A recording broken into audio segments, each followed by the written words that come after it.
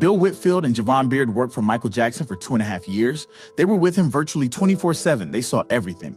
And what they witnessed shocked them. Michael Jackson woke up every morning and danced alone in his bedroom for 2 to 3 hours, not rehearsing for a show, not practicing choreography, just dancing. By himself, until 4 a.m. sometimes. Then he'd make breakfast for his kids, French toast, from scratch, and homeschool them himself. Math, science, reading, the biggest star on earth, teaching his children their ABCs. This is what Michael Jackson's bodyguards finally revealed about his daily routine, and it changes everything we thought we knew about his final years. Bill Whitfield was a former cop and veteran of the security profession.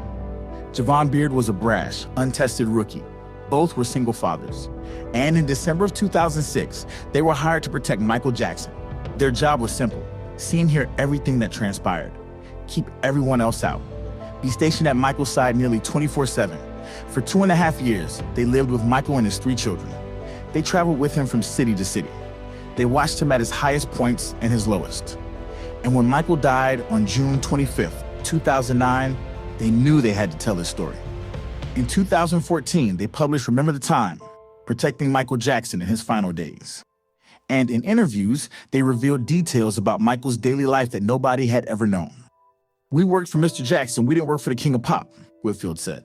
"We got to see him as a man and a father." Michael Jackson suffered from chronic insomnia. According to Bill Whitfield and Javon Beard, he rarely slept more than a few hours. But when he did wake up, his routine was the same every single day. He danced alone in his bedroom for hours.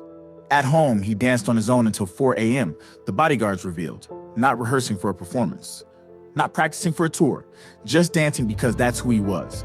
Before he did anything else, before he ate breakfast or saw his children, Michael Jackson moved. He put on music, old Fred Astaire or Gene Kelly films sometimes, and he just danced. For 2, sometimes 3 hours straight. It was exercise. It was meditation. It was how he connected to himself. After dancing, Michael would shower and make breakfast for his kids, Prince, Paris, and Blanket. According to the bodyguards, Michael cooked homemade meals, his specialty, French toast. Then he'd homeschool them. Michael didn't send his kids to regular school. He hired a private teacher, but he also taught them himself. Math, science, history, reading. He'd help them with their homework, make sure they were eating right, put them to bed at night. It was so good to see the side of him which was so in tune as a parent, Whitfield said. And the entire time, the kids had no idea their father was Michael Jackson. They didn't watch regular TV. There was no internet in the house. They never saw how he was portrayed in the media. They didn't know about Wacko Jacko. They just knew him as dad. After breakfast and homeschool, Michael's afternoons varied. Sometimes he'd work in the studio. He was always working on music.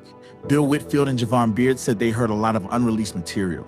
Michael would record ideas, melodies, lyrics constantly. He carried a tape recorder everywhere. If an idea hit him, he'd pull it out and record it immediately. Humming, beatboxing, singing, whatever came to mind. Other afternoons, Michael would read. According to the bodyguards, he read the Bible daily. He also read philosophy, history, poetry. He was obsessed with learning. He'd order books constantly.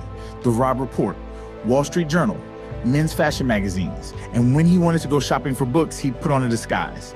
The bodyguards described Michael wearing elaborate disguises to go out in public. In the searing heat of Las Vegas, he'd dress as a biker, complete with crash helmet and leathers. Other times, he'd wear bandages on his face, making himself look like a burn victim. That disguise to him was the burn victim look, Whitfield said. He's coming down with the kids and we can't say, "What the hell you got on, sir?" Michael would also take his kids on drives. They'd cruise the Vegas Strip, go through drive-thrus at fast food restaurants. Michael loved Subway, according to the bodyguards. He'd order sandwiches and eat them in the car with his kids. But even during these simple activities, Michael was paranoid. He'd check the locks on every door in the house. At night, he'd walk around making sure everything was secure. He had thousands of dollars in surveillance gear installed, panic buttons in different rooms, armed security guards patrolling the grounds. And even with all that security, Michael would check on Bill and Javon in their security trailer outside the house, just to make sure they were there, that he was safe. In the evenings, Michael would spend more time with his kids. They'd watch movies in his private theater. He loved old films, classic musicals, cartoons. He'd watch cartoons with Prince, Paris, and Blanket like any other dad. Sometimes he'd call friends. Elizabeth Taylor, almost daily according to other sources. He talked to her for hours. She was one of the few people who understood his level of fame. And then, after the kids were in bed, Michael would go back to the studio. Or he'd dance again, alone, in his room, for hours. According to the bodyguards, Michael's happiest time was when he was with his kids. But when he was alone, you could see the weight of his life crushing him. His lifestyle was isolated and lonely. Bill Whitfield told Good Morning America in 2010. It was full of stress, paranoia, and pain. The bodyguards described moments that were just plain sad. When Michael held a birthday party for one of his children, only Michael, the teacher, the nanny, and the 3 bodyguards attended. No other children were there. Michael wanted his kids to have normal childhoods, but he couldn't give them what he'd never had: friends, playdates, freedom, the ability to go outside without a mask. Bodyguards revealed other details about Michael's daily life that paint a picture of a man both brilliant and broken. He hoarded hundreds of bottles of Tabasco sauce. Nobody knew why. He just kept buying them. He pulled pranks on his security team. Once, he gave them food but put extremely hot peppers on it first. Then he watched them run around looking for water. He laughed about it for days. He allowed his family to see him only if they booked an appointment. Even his mother, Catherine. If she wanted to visit, she had to call ahead. Michael needed that control, that boundary. He read about himself sometimes. Wall Street Journal, financial reports, but never tabloids. He knew what they said about him, and it hurt. He was hurt by the headlines, Javon Beard said. Michael also had a Facebook account, according to the bodyguards, but it's since been deleted. He used it to stay connected to a world he couldn't physically be part of. And his kids, they had code names. When they were out in public, they couldn't use their real names. That's all they knew, Beard reflected. They knew to cover up and call each other code names in public. But Bill Whitfield and Javon Beard also witnessed was Michael Jackson's financial collapse. At the peak of his success, Michael was worth an estimated $700 million. But by 2007, his finances were in crisis due to severe mismanagement. Credit cards were being declined. Hotels were asking him to leave because bills weren't being paid. And Bill and Javon, they weren't paid for 4 months. We stayed because of our loyalty to him, Beard said. We knew he wasn't in control, and we didn't want to bother him about it. Bill Whitfield admitted he sometimes had to pay for gas to drive Michael around, out of his own pocket, because Michael didn't have cash. I didn't mind doing it, Whitfield told The Telegraph. We stayed with him out of loyalty.